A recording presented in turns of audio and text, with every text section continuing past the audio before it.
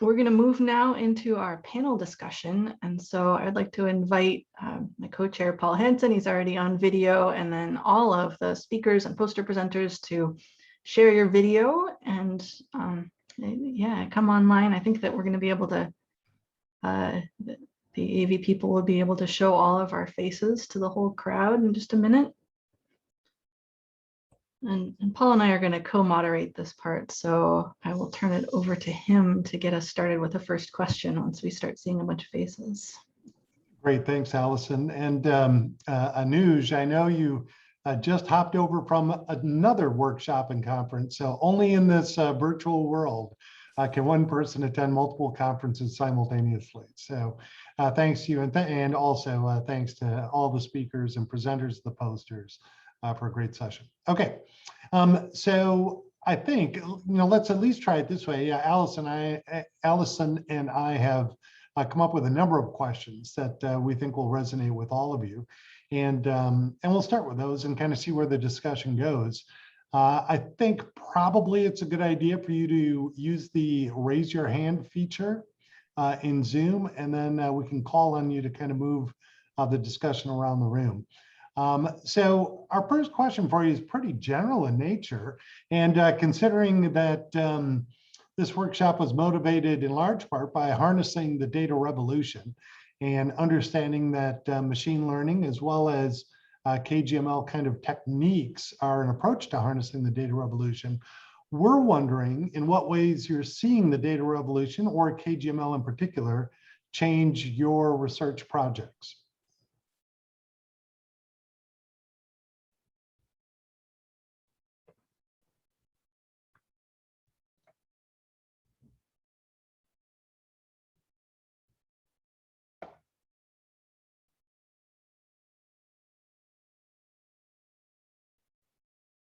Yeah, go ahead, Char, please. Yeah, so I think one of the biggest things, at least for actually a number of Department of Energy projects, is just the fact that machine learning has started to be part of the research norm now. Even there was a report that we wrote 5 years ago where the word machine learning, it was a cyber infrastructure report, didn't even appear once. And now it's like we're suddenly rewriting the report to think about how you incorporate this. So it's really revolutionized, I think, Earth system science and generally the modeling type of efforts, just because it's brought in so much energy and so many possibilities here. I would say that data management has become more important in many of our projects because we need the data. And so there's also all sorts of extra data related projects that have been spurred up, and things about data quality, lots of other challenges emerge in that field. So that's how our projects have changed. Yeah, I'm glad you brought up the machine learning, not just growth, almost explosion of machine learning. And, to direct this question specifically at the graduate students and postdocs who are here, I'm just wondering if, machine learning, I assume, is something you're hearing a lot about, but in what ways is it beginning to sort of enter your research sphere, if at all?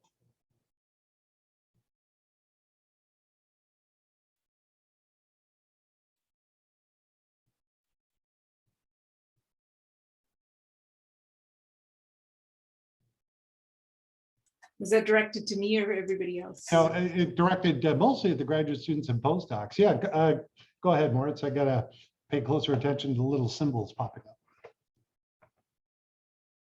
So now I have sound. Hey, yeah, it's interesting because I started my PhD in 2018, and for me, it feels like it always has been like a major topic. And I also come not only from hydrology, but I also studied statistics. So for me, it always felt kind of natural. And it was very interesting when I spent 1 year in Calgary at the group of Masaki Hayashi. And there they mainly work with process-based modeling and a lot of field work. And it was very interesting to work with them together and have this different kind of perspective and try to fit these two different worlds. But in general, like now, for me, it feels like it always has been that way, even though for you, it's definitely more of a change. Yep. Fair enough. And Sam Oliver, I'm sorry to pick on you, but I know you've made the leap relatively recently from graduate school into agency work, and I bet you've seen a real big change in how quantitative techniques were applied when you were a graduate student versus what you're doing now. Yeah, I think I was mostly exposed to statistical techniques and process-based models in graduate school, although we were beginning to dabble in machine learning, things like random forests. And so now I think the major change is actually, seeing collaborators modify the architecture of these machine learning approaches and not using just off-the-shelf algorithms to solve pretty complex problems. So yeah, that's been super interesting to watch develop. From the Lake Expedition Group, I mean, you've obviously spent a lot of time on the collaborative process too. But I'm wondering what your thoughts are on, recently entered the realm of machine learning and thought about knowledge-guided machine learning. Are these really new topics to you, or are there conversations around topics of machine learning that are happening locally at your, universities? And I would say just go ahead and speak up. Marcia, go ahead. I would say like you hear of them, particularly like things like random forest models. Definitely kind of familiar with the term, but it's still a bit inaccessible in terms of actually understanding. And that seems quite a leap to take without any guidance from like an expert. But at the same time, if I compare my undergraduate to now, like, which also isn't that long ago, there wasn't even a mention of it back then. Like I hadn't even heard of it. So it is evolving really quickly. And I feel that it will be the same for accessibility.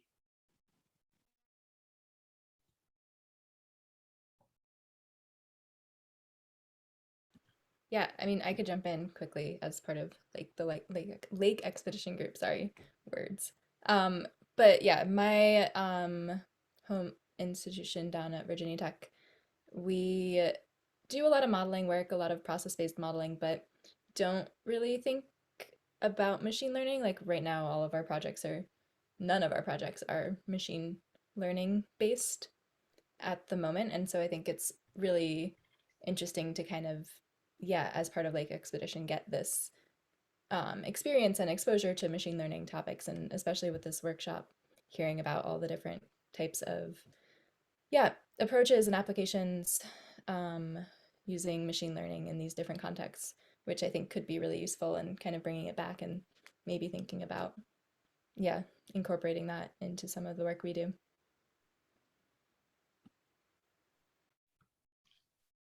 Anuj, I know you've seen this both from the side of a graduate student and now from the side of a professor.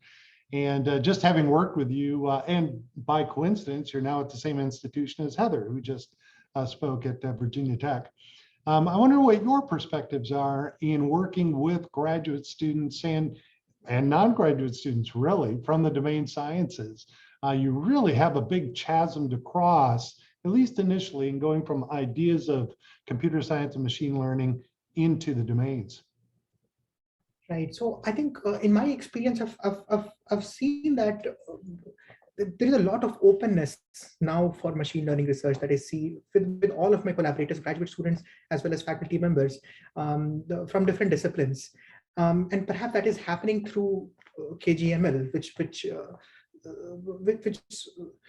sort of shows that machine learning is not a competitor, but an ally that we can work together. So I think that's definitely a change that I see. For graduate students, I think a lot of graduate students that I work with who are from different disciplines are I think now much more equipped with the basic tools in machine learning, because I think for several reasons, I think things are becoming so easy to pick up online. that I think, for example, many of the students would send me some initial work with using state-of-the-art, off-the-shelf neural network models that they found pre-trained. They apply it on their results. They show me a Python notebook, and I'm impressed that they know the inner workings of these models to a certain extent. And of course, then we can start that project. So I feel like in these 4 years, at least, I see a lot of development that has happened.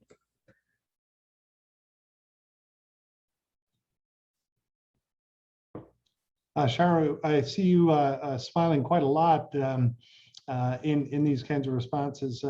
And I want to, and Allison, this one's for you too, talking with agency folks. And one of the big contrasts, at least I think I've noticed, is that agencies have the resources to be able to commit more people and integrate a little bit more fully some of these ideas and develop them and get a little bit kind of, get some momentum going. That's really hard to pull off, let's say, for one chapter of a graduate student thesis. Really operating at kind of different scales. So, Janet, I wonder what your thoughts are. I mean, are you seeing a lot more of KGML kinds of activities in agencies, and is that a place of innovation as well as implementation, I guess? Yeah, I mean, I definitely think that there's a lot going on using KGML and straight black box machine learning in agency context. I was concurring earlier with Sam, like I finished my PhD not so long ago, and there was like nothing about machine learning, some references to decision trees and random forests, but I think it's a little bit interesting, the comparison of agency versus academic projects. I definitely think it does seem like there's some resources and sort of commitment and momentum, as you say, that can happen in the agency context. There's also a little bit, I think, in academia, there's some opportunities to explore some new ideas with less risk and consequence that than we have in some of the agency contexts, where it starts to become part of a bigger project, and there's a bigger commitment, which has pros and cons to it. But it definitely seems to be growing on all fronts. Yeah, Allison or Sharu, thoughts on this? Yeah, I think agencies, or at least the USGS where I am, have a feel of a bit of a train. Like we can gain momentum and we can maintain it, but it does take us a bit longer. And so, like Jordan Reed said yesterday in his talk on collaboration, we really rely heavily on academic collaborations to have some element of nimbleness, especially when things are changing so fast. But we also do have the resources to say, yes, this is what we're doing, we're going to do it, and to make it happen. Yeah, I'd concur, and I'd say that, at least from the Department of Energy side, there's just been so much momentum. They're going to have some workshops on, machine learning and incorporating it into Earth system science. I know NOAA or some of the other agencies have also had similar workshops in their fields. So that's something that we have tended to do, is to bring together people for our for our needs. I would say that one thing from the National Labs perspective is we are interdisciplinary teams by default. That's how we work. And so we do have had a long history of collaborating with computer scientists across our projects. So it does make us, position ourselves well for just bringing together the, experts in this field and starting to think about that. So that's a bit of an added momentum, because we've been working in this way pretty much from the start.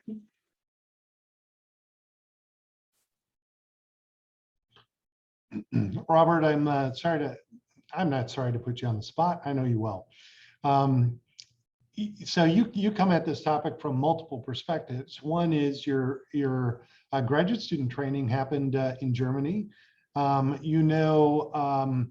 Lake physics and process-based model very thoroughly and deeply, and have implemented those in a number of different ways. You're involved in water quality modeling as well. And more recently, you've been working at the interface between those and machine learning.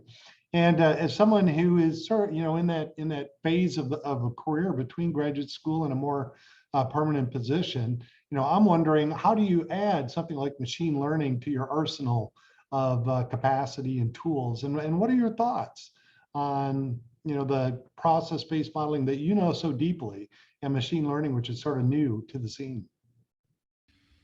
Oh, well, I mean, I think it's a huge challenge. I mean, you want to stay like on top of your own domain science, plus you also want to improve your process-based modeling techniques. I mean, there's always something to learn. But on the other hand, you also have to delve into machine learning algorithms because, I mean, you can use these out-of-the-box tools, but if you really want to be, I guess, at the edge of kgml, then you also have to go into like coding, scripting it yourself. You need the hardware also to run it, or at least like a high throughput computer center.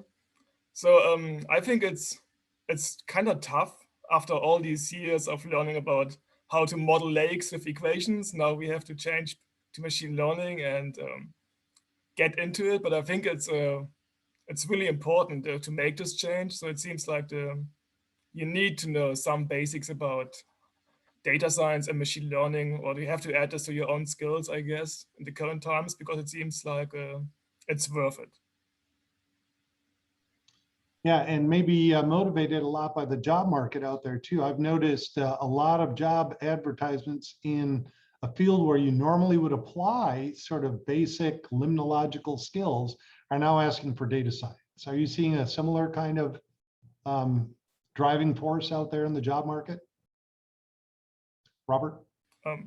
Yeah, I mean, definitely. I think, I mean, as a knowledgeist, mostly the job market is pretty limited. It's not that big, not that many open positions. And also it seems like the peak of process-based modeling is also gone, more or less. And now the next frontier is the data-driven or physics-guided machine learning, which seems to be, yeah, getting more and more momentum. And Moritz, you're at a similar career stage. So I wonder if, but your background is a little bit different in that you've folded in machine learning as part of your graduate student work, whereas, I think probably a lot of people with a limnology background just haven't gotten to yet. But I assume, as you're looking forward in your career, you're seeing a lot of demand for people with that kind of skill set.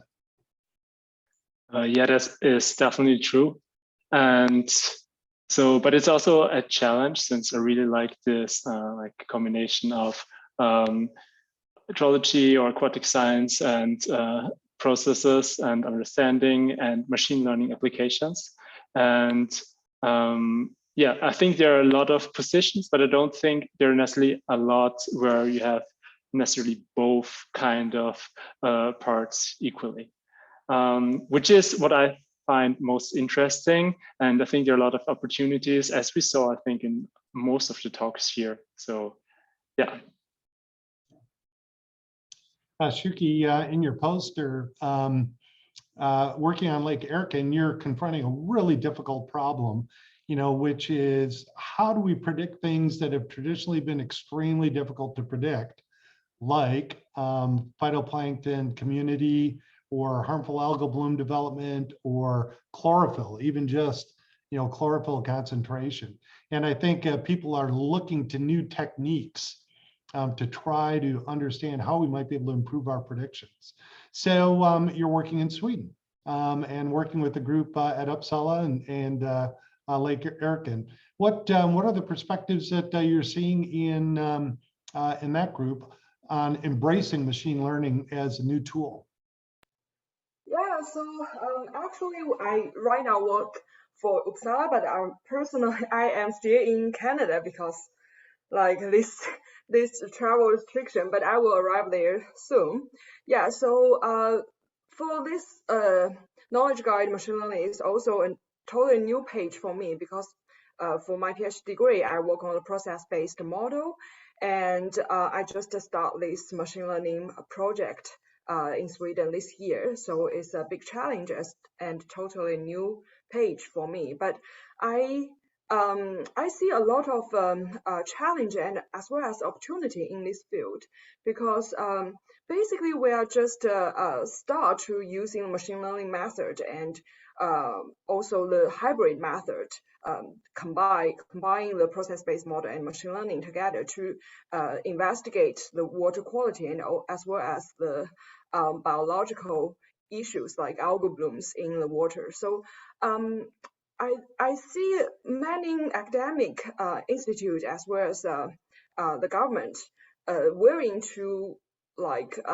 put a lot of effort and funding into this area, because I see at least in Sweden they have a data-driven approach, data-driven funding for this whole area. So I see a lot of opportunities in this area, and we need to explore it a lot of much further. Yeah, so I think right now for me it's a good opportunity as also a challenge in this area. Yeah. Oh, terrific. And so a general question for the group is, what do you think your training and resources and communication challenges are, as we move forward to try to embrace topics like KGML? And I would say just go ahead and jump in or raise your hand if you'd rather. Yeah, go ahead, Moritz.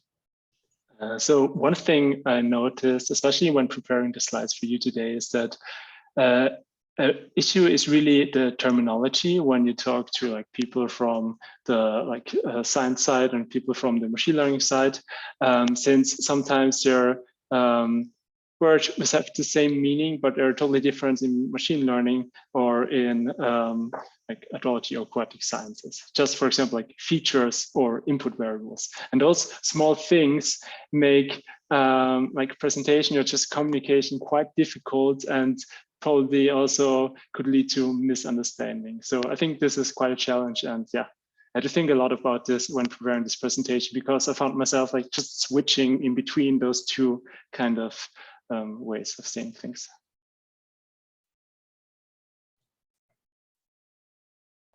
I saw a hand brief. Oh, Charo, yes. Yeah, so one thing I've noticed, as you pointed out earlier, Paul, is that it's very hard to find people at this confluence who know the domain science as well as the statistics and machine learning, as well as can code and build efficient models. And so I find that you're usually very good at one thing, maybe somewhat good in the second, and then you don't really have much of a coding background because you've done work maybe with R or something, but not using Python. So I think there's a lot of training. Having good workflows, software workflows within the project is really important to get people up to speed about expectations, but you might also have to just give people some lead time if they have two things and they don't have the third to learn that extra thing. It does take a little bit of learning curve, because you need everything to come together for this. Yeah, that's good. Robert, yeah. Yeah, also to pick this up, I also think team science, also the lake expedition has mentioned before, is really important. So you need to have a team of collaborators to work together and then to approach this, I think. I think it's the only way forward that you can achieve something in a short time frame, especially for KGML. Allison, yeah. Thanks, Robert. Yep. Yeah, I just wanted to raise my hand so I could close us out here, because we've reached our time. That was a really lively conversation. Thank you to you all for joining this panel and providing your really useful insights on what it's like to be at this intersection of everything all at once. I love this session. It was really great to hear from all of you. And as you know, the talks will be recorded and the posters are going to be available. So if you missed anything or you want to revisit anything, the resources are there, and I hope you will. And I hope you'll engage your fellow presenters and attendees in the future to do more of this. If Paul doesn't have any last words, do you? I think we're about ready to wrap it up. Just a huge thank you. So, yeah. All right. Thanks, everyone. Yep.